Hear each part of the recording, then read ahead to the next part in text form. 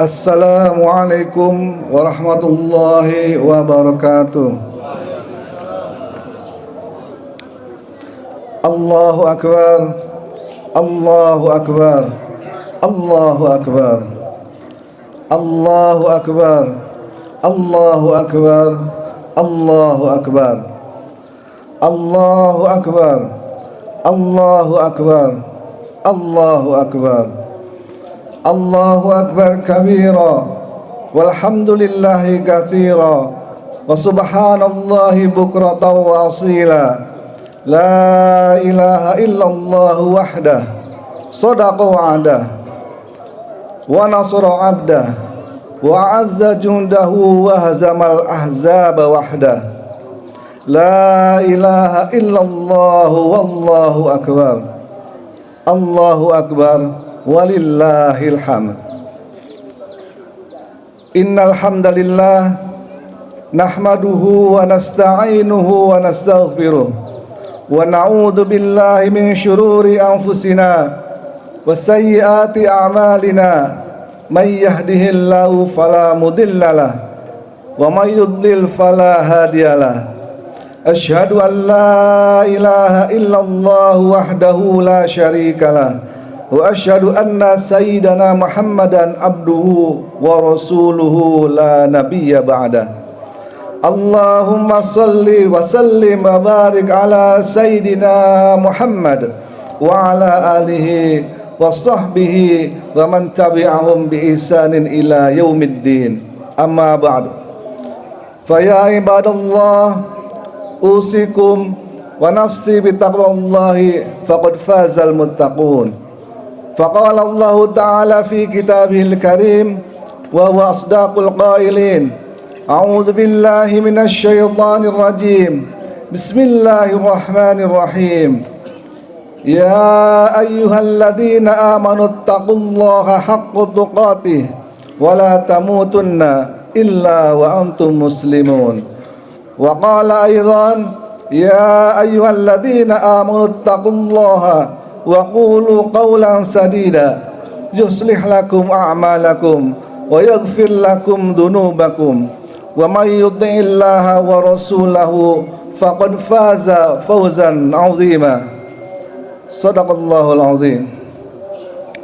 Ma'asyiral muslimin wa muslimat, jamaah salat Idul Adha rahimakumullah. Semua yang hadir di tempat ini pasti merasakan betapa besar nikmat-nikmat Allah Subhanahu wa taala yang telah dianugerahkan kepada kita semua. Nikmat itu tak akan bisa dihitung dalam angka maupun dalam angan-angan. Nikmat itu terus mengiringi setiap langkah kita di dalam kehidupan. Untuk kita syukuri dan kuatkan serta diwujudkan melalui lisan, tindakan dan perbuatan dalam keseharian. Alhamdulillahirabbil alamin. Kalimat inilah yang harus senantiasa kita tancapkan lahir dan batin, agar nikmat yang kita terima ini tetap abadi dan kita tetap yakin bahwa Allah Subhanahu wa taala lah yang padanya tidak ada yang tidak mungkin. Mudah-mudahan kita termasuk golongan orang mukmin yang senantiasa ditambah nikmatnya oleh Allah Rabbul Alamin. Amin ya Rabbal Alamin. Di antara nikmat yang tak bisa kita pungkiri saat ini adalah umur panjang, kesehatan, dan juga kesempatan yang senantiasa mengiringi, sehingga kita bisa merasakan nikmat berhari raya Idul Adha 1445 Hijriah bersama orang-orang yang kita cintai. Nikmat ini harus kita iringi juga dengan menguatkan takwa kepada Ilahi Rabbi, dengan menjalankan perintahnya yang suci dan meninggalkan larangannya dalam kehidupan sehari-hari. Allahu Akbar, Allahu Akbar, Allahu Akbar, walillahil hamd. Ma'asyiral muslimin wa muslimat jamaah salat Idul Adha rahimakumullah.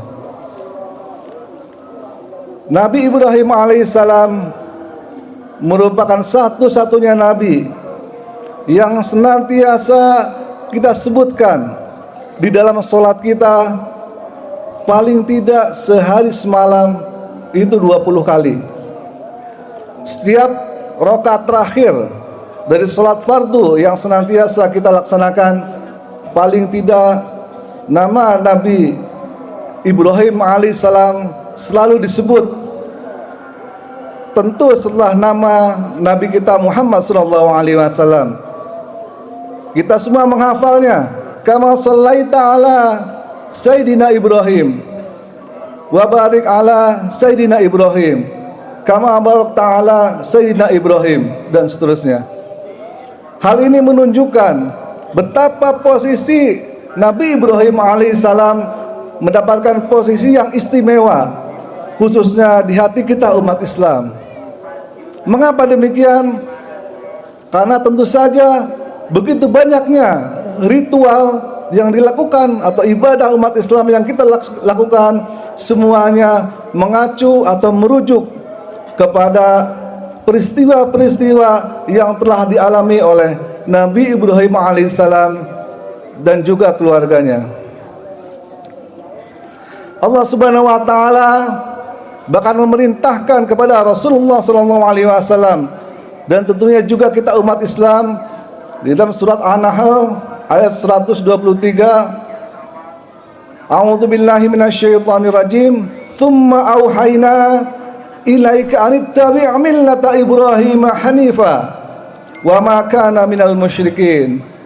Kemudian kami wahyukan kepadamu wahai Muhammad, anittabi' millata Ibrahim, supaya hendaknya selalu senantiasa mengikuti langkah-langkah yang telah dilakukan oleh Ibrahim, yang merupakan millata Ibrahim hanifa, yaitu jalan yang lurus. Mengapa demikian pentingnya posisi Nabi Ibrahim bagi umat Islam? Mari kita simak beberapa pelajaran dari kisah Nabiullah Ibrahim alaihissalam dan keluarganya. Setelah sekian lama Nabiullah Ibrahim alaihissalam menginginkan seorang putra dan beliau tidak mendapatkannya. Pada akhirnya putra yang didamba-dambakan tersebut lahirlah dan kemudian dinamai dengan Ismail alaihissalam. Hanya saja belum genap 2 tahun selesai menyusui Nabi Ismail alaihissalam, Allah perintahkan supaya Nabi Ibrahim membawa istri dan anaknya ke suatu tempat yang saat itu masih berupa padang pasir yang tandus. Nabi Ibrahim alaihissalam mengajak istrinya berjalan jauh dari Mesir ke kota yang kita kenal sekarang sebagai Mekah. Tapi pada saat itu di wilayah tersebut tidak ada apapun. Jangankan tumbuh-tumbuhan, bahkan air saja tidak ada waktu itu. Tidak ada orang, tidak ada tumbuhan, tidak ada air, tidak ada apapun. Hanya ada tanah luas yang gersang. Begitu istrinya dan juga anaknya ditinggalkan di tempat tersebut, sang istri bertanya kepada Ibrahim alaihissalam, "Wahai Nabiullah, mengapa engkau tinggalkan kami di sini? Apakah ini adalah perintah Allah Subhanahu wa taala?" Nabi Ibrahim alaihissalam mengatakan dengan singkat, "Ya, betul, ini adalah perintah Allah Subhanahu wa taala." Kemudian Nabi Ibrahim berlalu berjalan, meninggalkan mereka berdua di tengah padang pasir yang tandus, yang dengan terik matahari yang sangat panas. Tapi karena istri beliau juga adalah seorang yang solihah, beliau memahami kalau memang ini perintah Allah, apapun perintahnya, seaneh apapun, setidak masuk akal apapun, maka akan tetap dilaksanakan. Tapi apakah berhenti sampai di situ? Tentu saja tidak. Siti Hajar alaihissalam dalam kondisi serba bingung karena anaknya Ismail yang masih bayi menangis menjerit kehausan. Sementara di situ tidak ada air atau apapun yang bisa dijadikan makanan ataupun minuman. Maka Hajar alaihissalam berlari bolak-balik dari satu bukit ke bukit yang lain, karena siapa tahu bisa mendapatkan air, atau siapa tahu melihat ada orang atau rombongan yang lewat sehingga bisa dimintai pertolongan. Dia berlari bolak-balik dari satu bukit yang kita kenal saat ini adalah Bukit Sofa dan Marwah sebanyak 7 kali. Dan sampai hari ini peristiwa tersebut diabadikan menjadi ritual sa'i dalam prosesi haji bagi umat Islam. Kalau saja Hajar alaihissalam tidak melakukan apapun pada waktu itu, bisa jadi beliau dan juga putranya Ismail alaihissalam hanya tinggal nama karena mati kehausan.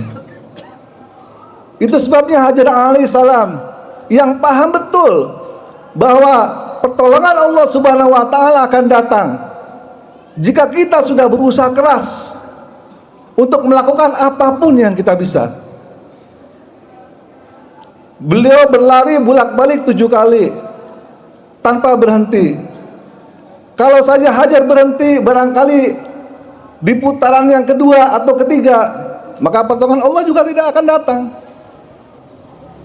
Itu sebabnya hikmah yang bisa kita petik dari hal ini adalah jika kita berada di dalam kesulitan apapun, di dalam kesusahan apapun, jangan lupa kita harus berusaha sekuat tenaga, sebisa mungkin sekeras kita untuk mencoba apapun berbagai hal yang bisa menolong kita atau menyelamatkan kita.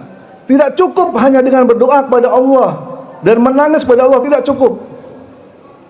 Kalau saja Hajar alaihissalam waktu itu hanya berdoa kepada Allah dan menangis menjerit, "Ya Allah, gimana? Saya kehausan, saya kelaparan, sementara anak saya yang masih menyusui menangis, membutuhkan air susu ibunya." Niscaya pertolongan Allah barangkali tidak akan datang. Untuk itu penting kita ingatkan di sini usaha dari kita dulu, usaha secara maksimal sampai dengan kita tidak tahu lagi harus berbuat apa dan kita hanya bisa bergantung kepada Allah Subhanahu wa taala. Maka Allah Subhanahu wa taala menjanjikan sebagaimana dijelaskan dalam Al-Qur'an, "Wa may yattaqillaha yaj'al lahu makhraja wa yarzuqhu min haitsu la yahtasib." Barang siapa yang bertakwa kepada Allah Subhanahu wa taala, niscaya yaj'al lahu makhraja, dia akan memberikan bagi kita jalan keluar sesulit apapun. Wa yarzuqhu min haitsu la yahtasib, dan akan memberikan rezeki dari jalan yang tidak kita duga. Pada saat itu Siti Hajar alaihissalam tidak tahu bahwa Allah akan membuatkan sebuah sumur, yaitu sumur Zam-Zam, yang akan memberikan minum bagi seluruh umat manusia yang datang ke tempat itu sampai hari kiamat nanti, dan tidak akan pernah habis. Saat ini ada 3 juta jamaah kurang lebih haji dari seluruh dunia yang berkumpul di Mekah, dan semuanya meminum air Zam-Zam. Setiap kali sumur Zam-Zam disedot airnya menggunakan pompa yang besar, begitu habis 10 menit kemudian langsung terisi penuh kembali. Disedot lagi 24 jam, 10 menit kemudian langsung terisi kembali. Begitulah barakah karena ketaatan dan kepatuhan dari keluarga Nabiullah Ibrahim alaihissalam. Kemudian seiring berjalannya waktu, Mekah menjadi sebuah desa yang dipenuhi banyak orang. Karena kalau di gurun pasir, begitu ada air, otomatis burung-burung akan berdatangan, otomatis khalifah, kafilah-kafilah yang lewat di situ juga akan berhenti. Dan lama kelamaan kota Mekah menjadi sebuah desa yang banyak penghuninya. Suatu saat Ibrahim alaihissalam diperintahkan oleh Allah Subhanahu wa taala untuk mengunjungi kembali istrinya dan anaknya yang dulu pernah ditinggalkan. Sesampainya di kota itu, Ibrahim alaihissalam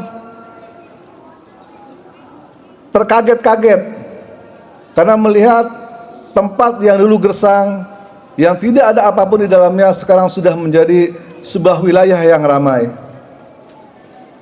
Begitu bertemu dengan putranya, belum lagi rasa rindu yang begitu mendalam, bertahun-tahun putranya tinggalkan, belum lama bersua, tiba-tiba datang perintah dari Allah Subhanahu wa taala untuk menyembelih anaknya sendiri, Ismail alaihissalam. Anak semata wayang dan satu-satunya yang begitu dicintainya, yang ditunggu sekian lama, tiba-tiba diperintahkan untuk menyembelihnya. Nabi Ibrahim alaihissalam bukanlah nabi yang senantiasa berargumen dengan Allah Subhanahu wa taala, tapi nabi yang senantiasa sami'na wa ata'na. Jika Allah perintahkan, maka beliau akan segera untuk melaksanakannya. Hanya saja masalahnya, beliau kebingungan bagaimana caranya mengatakan kepada anaknya supaya anaknya mau melaksanakan perintah Allah tersebut. Karena Nabi Ibrahim khawatir anaknya yang masih kecil ini nggak paham. Kenapa kok ayah saya menginginkan saya untuk disembelih atau dipotong? Ketika itu dialog antara Nabi Ibrahim alaihissalam dengan putra Ismail diabadikan di dalam Al-Quran.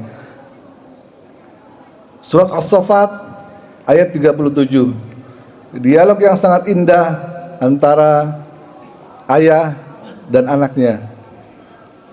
Ya bunayya, wahai anakku, inni ara fil manam, sesungguhnya aku melihatmu di dalam tidurku, di dalam mimpiku. Anni adbahuka, aku menyembelih kamu. Fandur madza tara, maka menurut kamu gimana? Apa pendapatmu wahai Ismail? Tiba-tiba Ismail berkata, qala ya abati, wahai ayahku, if'al ma tu'mar, laksanakanlah ya. Kalau memang ini adalah perintah dari Allah Subhanahu wa taala. Bisa kita bayangkan Ismail yang masih kecil bisa memahami, begitu patuh, begitu takwanya kepada Allah Subhanahu wa taala. Bahkan jika pun dia harus mengorbankan dirinya untuk disembelih oleh ayahnya sendiri, if'al ma tu'mar, silakan laksanakan. Satajiduni insyaallah minas sabirin. Insyaallah, kata Ismail, aku termasuk orang-orang yang akan sabar dalam menghadapinya. Allahu akbar, Allahu akbar, Allahu akbar, walillahil hamd. Demikianlah kisah singkat bagaimana Nabi Ibrahim alaihissalam dan keluarganya yang bisa menjadi panutan bagi kita semua di dalam ketaatan. Jika perintah Allah sudah datang, maka yang dilakukan adalah sami'na wa ata'na. Seaneh apapun perintah itu, setidak masuk akal pun perintah itu. Bagi Ibrahim alaihissalam, Ismail adalah kesayangannya.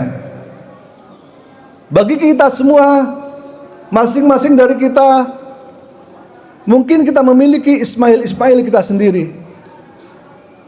Mungkin saja Ismail kita adalah harta kita. Mungkin saja Ismail kita adalah jabatan dan kekuasaan kita.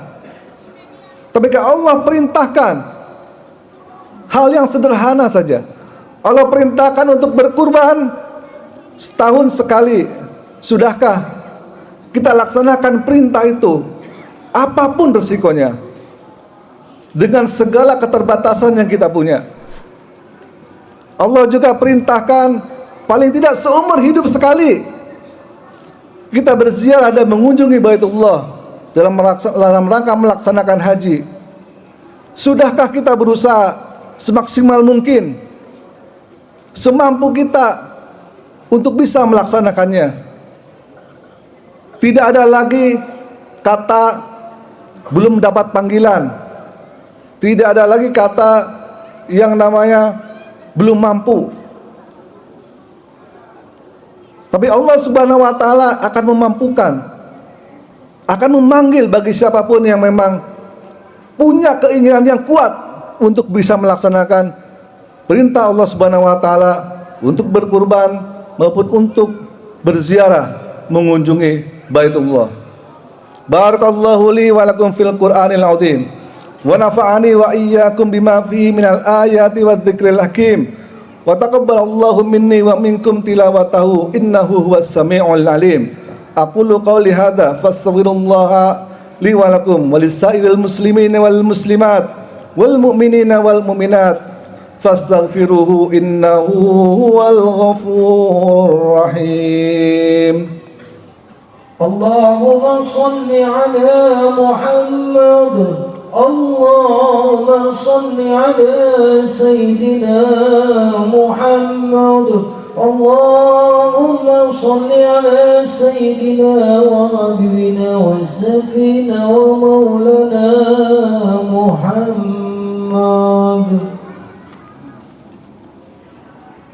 Allahu Akbar, Allahu Akbar, Allahu Akbar, Allahu Akbar, Allahu Akbar, Allahu Akbar, Allahu Akbar, walillahil hamd.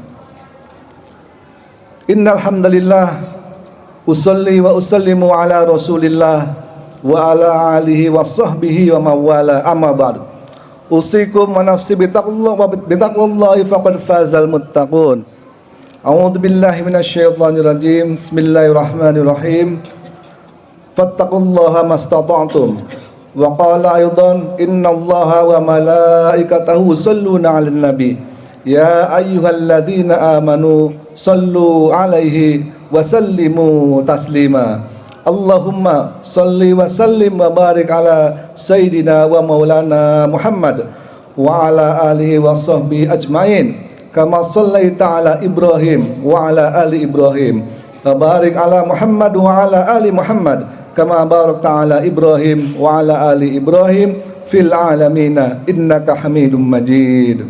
Allahumma ighfir lil muslimina wal muslimat wal mu'minina wal mu'minat al ahya'i minhum wal amwat innaka sami'un qaribun mujibud da'wat wa ya qadiyal hajat. Rabbana zalamna anfusana wa illam taghfir lana wa tarhamna lanakunanna minal khasirin.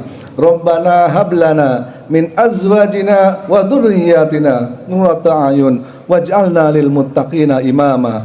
Rabbana la tuzigh qulubana ba'da idh hadaitana wa hab lana min ladunka rahmah innaka antal wahhab. Rabbana atina min ladunka rahmatan wa hayyi lana min amrina rasyada. Rabbana atina fid dunya hasanah wa fil akhirati hasanah wa qina adzabannar wa adkhilnal jannata ma'al abrar ya aziz ya ghaffar bi rahmatika ya arhamar rahimin. Ibadallah, innallaha ya'muru bil adli wal ihsan wa ita'i dzil qurba wa yanha 'anil fahsya'i wal munkari wal baghi ya'idzukum la'allakum tadhakkarun. Fadhkurullahal azim wa yadhkurukum washkuru ala ni'ami yazikum wa la dzikrullahi akbar. Wassalamualaikum warahmatullahi wabarakatuh. Allahu akbar, Allahu akbar, Allahu akbar. La ilaha illallah. الله أكبر ولله